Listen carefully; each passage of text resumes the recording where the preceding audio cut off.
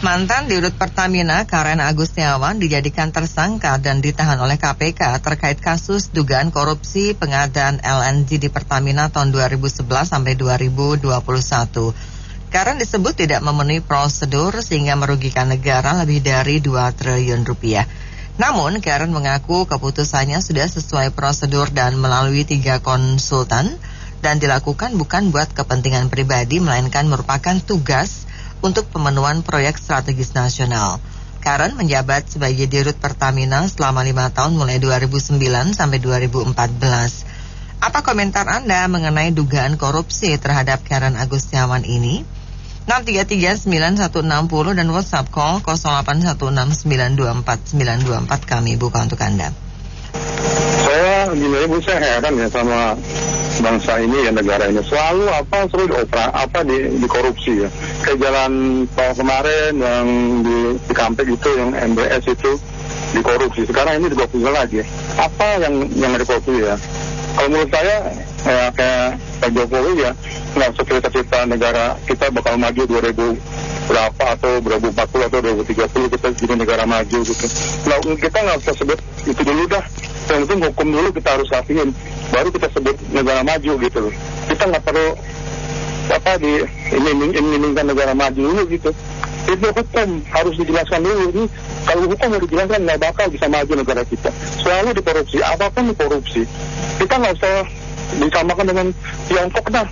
Jauh banget. Kalau dari Tiongkok kemarin, yang namanya aja korupsi mau dihukum mati. Bisa kan Indonesia kayak begitu? Itu aja, terima kasih.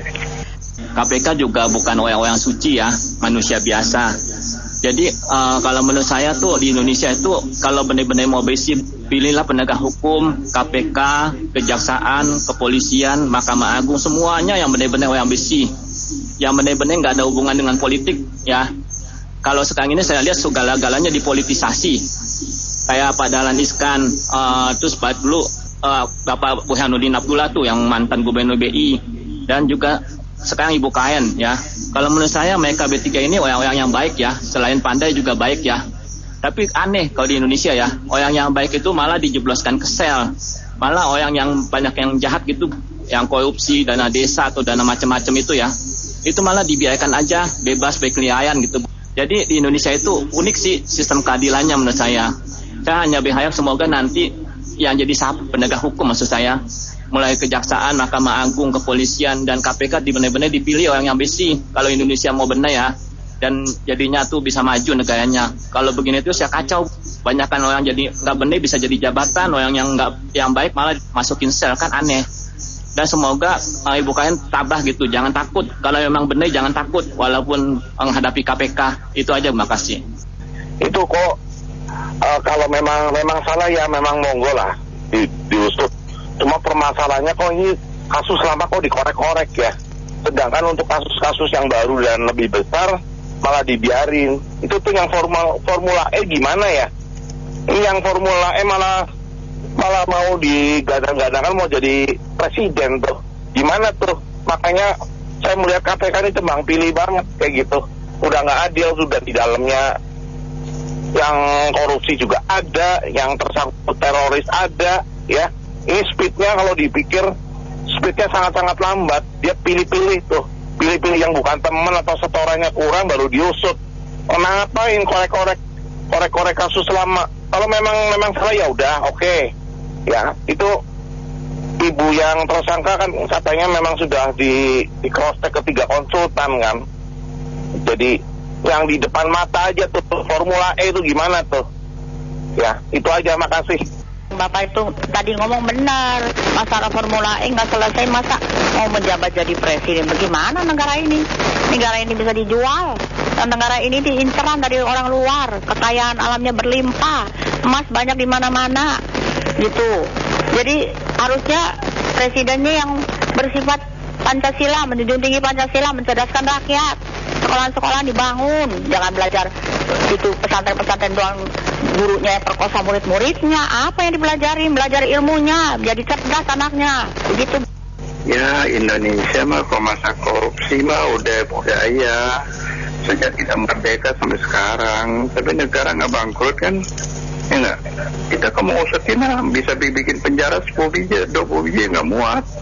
Dari atas sampai ke RT RW, mana sih nggak ada korupsi. Jadi nggak usah bingung, itu udah budaya kita. Mau gimana nangkapnya? Ya, belum tentu penegak hukum seperti KPK semua juga belum tentu bersih. Mana tahu dia kong kali kong secara gelap, kita nggak tahu. Namanya duit, kata Benyamin Sueb almarhum. Kalau kita lihat duit mata hijau semua jalan, ya nggak bisa diatur. Apalagi di Indonesia ada istilahnya semua bisa diatur. Ya gitulah, kalau nggak ada korupsi kan pedagang sepi, nggak ada yang beli mobil, rumah, barang mewah. Ya muter-muter di situ aja. Dan terima kasih. Ini ya, kita semua sama tahu yang namanya PT Pertamina atau bentuk PT, bentuk perusahaan yang PT itu memiliki izin dan memiliki NPWP. Dan mereka setiap tahun pasti rapat. Dan di dalam memutuskan segala hal, itu pasti tidak hanya CEO saja yang bisa memutuskan, tapi ada board direction-nya. Jadi, kalau memang Karan itu benar, saya tidak tahu benar atau tidak, saya belum cari datanya, tapi kalau memang benar, yang saya heran gini, kenapa kok cuman Karan lagi ya dari keluar, dari masuk keluar, terus sekarang dimasukin lagi. Sebenarnya ada apa? Kalau Karan ditangkap bersama beberapa direksi Pertamina zaman itu, saya nggak heran. Karena Karan memang CEO, tapi Karan bukan pemilik. Jadi nggak mungkin ada tanda tangannya Karan doang, terus berlaku untuk semua hal. Apalagi itu importnya jangka panjang, pembeliannya jangka panjang. Lah kan nggak masuk akal kontrak seperti ini. Dan saya juga setuju ya, tadi ada yang ngomong kalau KPK juga bukan malaikat, bukan KPK juga udah malaikat, tapi KPK saat itu juga mengkriminalisasi Anas Urbaningrum dan sudah dilaporkan. Terus ditambah lagi KPK yang saat ini sudah ada Ibu Linda yang melaporkan bahwa pemeriksa KPK, penyidik KPK, ada 2 yang menerima jutaan dolar uang suap untuk mengkriminalkan di kejaksaan. Pertanyaan saya, sudah dilaporkan, pada saat belum dilaporkan katanya jangan diekspos di media, tapi pada saat sudah dilaporkan buktinya bulan 5 sampai sekarang nggak ada. Itu ceritanya, padahal kejadiannya adalah Desember tahun lalu. Makasih. Oke, ini pandangan saya aja terhadap kasusnya Dirut Pertamina Ibu Karen ini ya. Saya pikir ini memang ada bau politik di dalamnya. Terasa banget. Mungkin ya KPK bisa mengatakan bahwa kasus lama bisa aja diangkat. Mungkin sudah ada sasaran tembak yang lain. Ya saya kira itu ya. Tetapi yang ingin saya tambahkan di sini bukan kasus Ibu Karennya, karena itu KPK juga bisa menunjukkan 2 alat bukti kan, bisa tersangkakan kan. Demikian juga pihak Karen kan bisa juga menyangga kan. Tetapi ada target sesuatu ini tuh. Nah, yang ingin saya sampaikan di sini bahwa apapun itu, jaksa, kepolisian, bahkan KPK pun, saya pikir ini semuanya adalah alat negara, penuntut negara, state attorney. Mereka pasti menjalankan sesuatu itu ada unsur-unsur keterlibatan negara, pemerintahan pada saat itu, ya seperti sekarang. Dan dimanapun, negara manapun pasti ada. Bahkan Amerika saya kira juga ada. Tetapi negara-negara yang maju, yang sangat maju seperti Amerika, yang sangat independen itu apa? Yaitu pengadilan, hakim. Itu adalah salah satu lembaga di Indonesia, yaitu yudikatif. Karena eksekutif dan legislatif itu bisa saja kong kali kong. Tetapi kalau satu negara yudikatifnya lemah, hancurlah. Korupsi tidak akan pernah bisa selesai. Nah, yudikatif di Indonesia itu harus kita katakan sampai detik ini memang parah. Yang korupsi mendapat remisi gila-gilaan, yang segala macam, yang kalau kita mengatakan, saya kembalikan pilkada tahun 2017 DKI, itu kan campur tangan di kehakiman itu sangat luar biasa. Tuntutan jaksa ditambah-tambahin sendiri, sangat tidak adil. Jadi yang ingin saya katakan apa di sini, bahwa negara ini kalau mau maju dengan baik, ya unsur hukum itu harus benar-benar tegak, dan harus yudikatif itu benar-benar, Mahkamah Konstitusi itu harus benar-benar independen baru bisa. Itu kalau nggak terjadi itu, tidak akan selesai kita bicara ini. Nah, salah satunya ya memang ya kembali kita ingatkan, rancangan undang-undang anti korupsi itu, ya kalau pemerintah Jokowi harus membuktikan bahwa dia tegas dihukum, dia harus desak DPR kan sebelum masa jabatan dia berakhir. Kalau enggak, ya rapornya Pak Jokowi untuk dihukum merah. Walaupun ya untuk lain-lainnya infrastruktur perekonomian bagus, ini lapornya tetap merah. Terima kasih. Rugi dalam sebuah bisnis, apalagi perusahaan, itu bukan ada hal yang biasa. Itu hal yang biasa bahwa tidak semua perusahaan itu pasti untung. Ini menjadi presiden yang buruk. Kalau hanya kerugian perusahaan menjadi tolak ukur KPK untuk mentersangkakan seseorang, yang perlu dibuktikan KPK adalah bahwa kerugian itu menguntungkan pribadi direksi maupun jajaran direksi, itu berarti ada penyalahgunaan wewenang. Tapi kalau tidak ada indikasi bahwa itu menguntungkan pribadi pihak direksi maupun pihak tertentu di luar bisnis, ya jangan ditengahkan. Kalau gitu nggak ada yang berani jadi direktur BUMN kalau begitu. Kalau dia rugi mau dianggap sebagai suatu pelanggaran, yang dihukum ini bukan hanya dirutnya saja, semua direksi yang tanda tangan, semua komisaris. Apalagi BUMN itu kan punya inspektorat jenderal segala, ya mereka terus bertanggung jawab dong. Jadi KPK perlu meluruskan supaya tidak menimbulkan keresahan di mata pejabat maupun semua institusi perusahaan BUMN juga. Tunjukkan di mana kepentingan pribadi direksi ini diuntungkan dari transaksi itu, gitu. Biar nggak masyarakat juga tanya. Oke, terima kasih. Mereka nggak mungkin asal tangkap gitu loh. Pasti ada sesuatu, ya kan? Orang-orang mungkin nggak tahu gitu, dan mereka harus ungkap itu kenapa sebenarnya. KPK itu harus lebih transparan ke publik. Ya itu aja. Jadi jangan bikin publik beropini macam-macam gitu. Dan kalau saya bilang sih tangkap aja. Kenapa? Karena KPK udah lama nggak nangkap orang. Ya tangkaplah.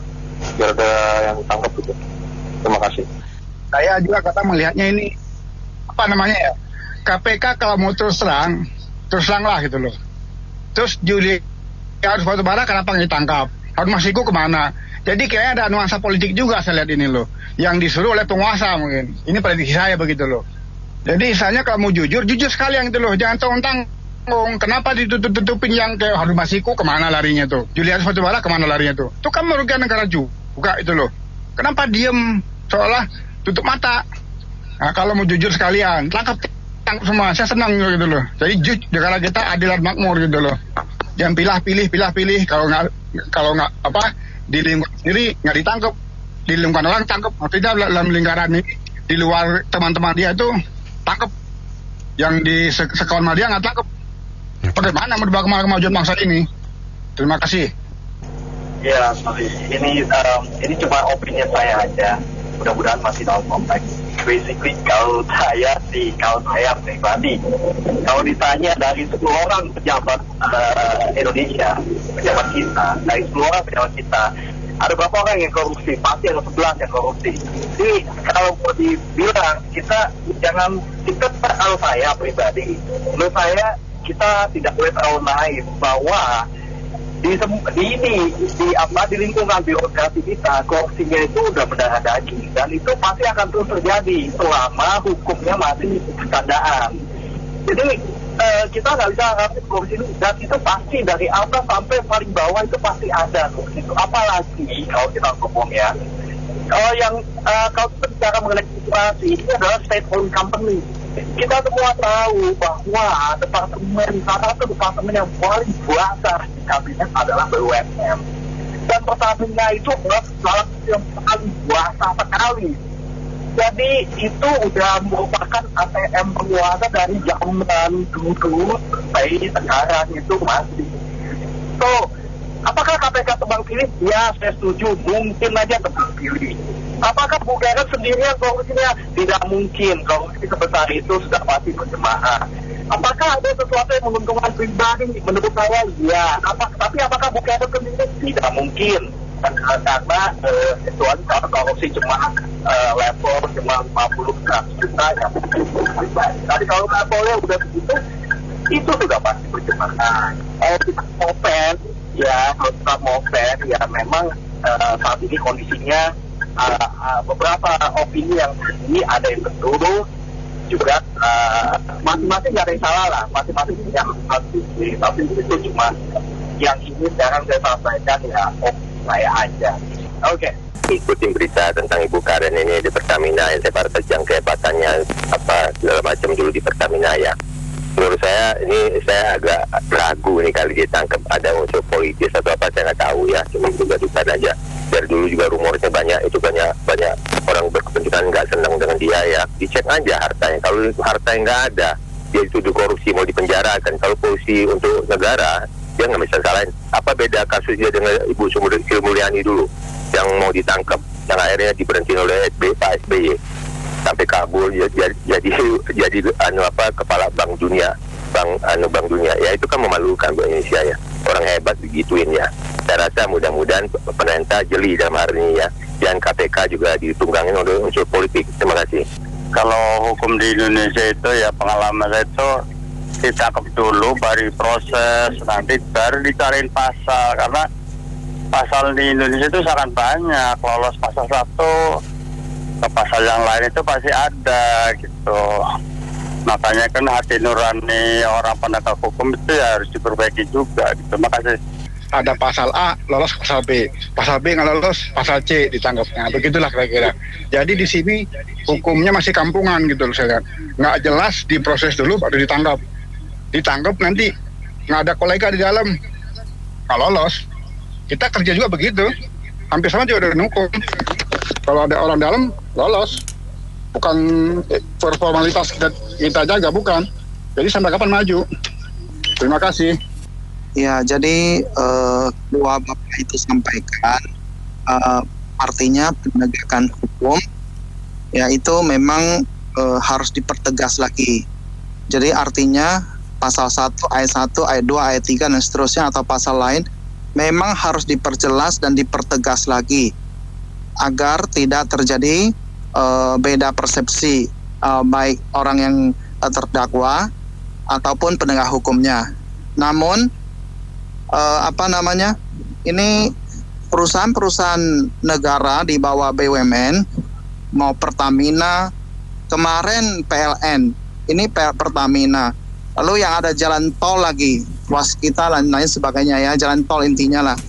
Jadi apakah nggak bisa itu Kementerian BUMN dan ini yang terkait itu pilihlah orang-orang yang lebih berintegritas. Indonesia kan banyak penduduk segitu banyak, orang pinter segitu banyak. Apakah nggak bisa pilih-pilih orang-orang yang lebih berintegritas?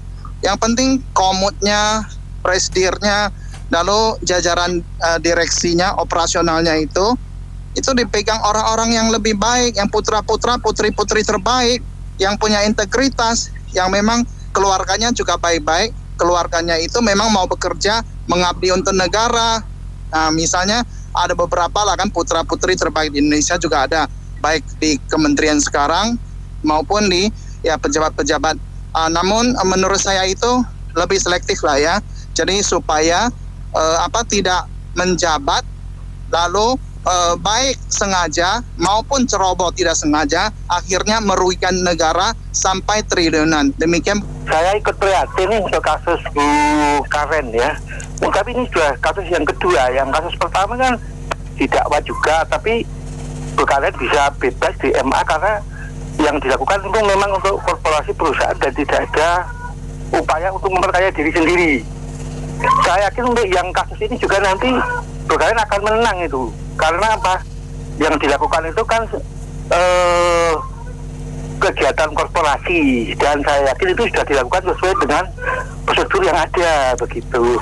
Dan untung rugi itu kan biasa dalam suatu perusahaan. Jadi mudah-mudahan nanti Mbak Karen yang sudah punya bahasa banyak itu nanti ya bisa bebas lah, kasihan itu dia bekerja dengan sepenuh hati, tidak ada indikasi memperkaya diri sendiri, itu nggak ada itu. Demikian, terima kasih. Saya mau mengajak kita untuk melihat semua masalah lebih jelas ya.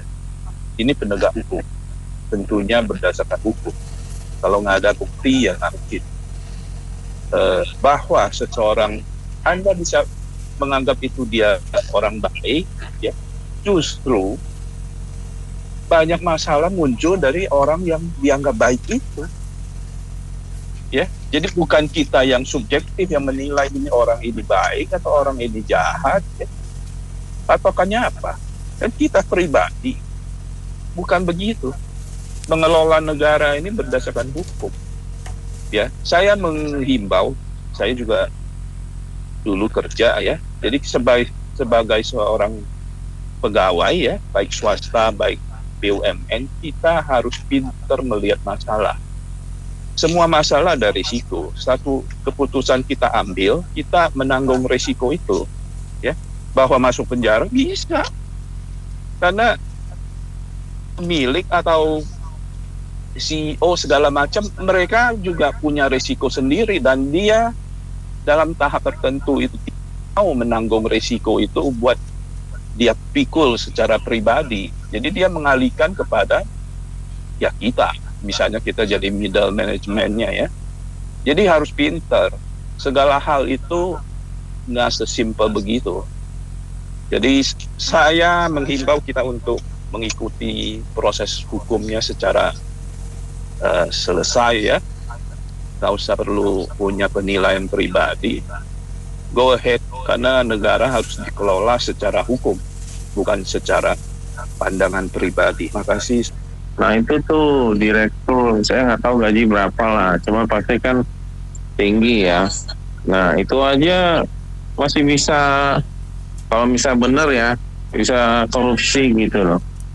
Jadi ada usulan mau menaikkan gaji pegawai negeri itu biar nggak korupsi, mau naikin berapa gitu, itu sampai 2 triliun gitu, mau dinaikin per bulan berapa. Makanya kan ini wacana naik gaji itu ntar harga barang naik juga. Ya yang nggak naik gaji itu gimana, ikut kena dampaknya gitu. Oke, makasih. Kalau menurut saya sih, kalau seorang pemimpin kalau memang ada salah prosedur, ada apa, itu memang tanggung jawab ya. Itu bagaimanapun juga dia itu merupakan tanggung jawab, merupakan kuasa dari dia juga untuk menandatangani atau mungkin memutuskan gitu loh. Meskipun dengan sudah ada konsultannya, tetap itu dia tanggung jawab loh. Meskipun itu diputus mungkin tidak pidana atau apa, tetap dia harus tanggung jawab seperti apa itu loh. Kalau menurut saya seperti itu. Makasih. Saya bilang sih gini, ada asap pasti ada api. Itu jadi ditelusuri dulu benar apa enggak ini, karena apa, orang bisa berdali ngomong ke macam, ada pembelaan lah, cuma nanti dibuktikan di pengadilan, bukan di sini, bukan di omong-omongan gitu, bukan. Jadi nggak usah banyak komentar lah, nanti kalau pasti ada pembuktian. Kalau nggak ada pembuktian mana bisa orang ditangkap ya. Baik, terima kasih banyak karena mitra bisnis yang sudah beropini untuk Businessman Opinion. Saya Nena Amelia.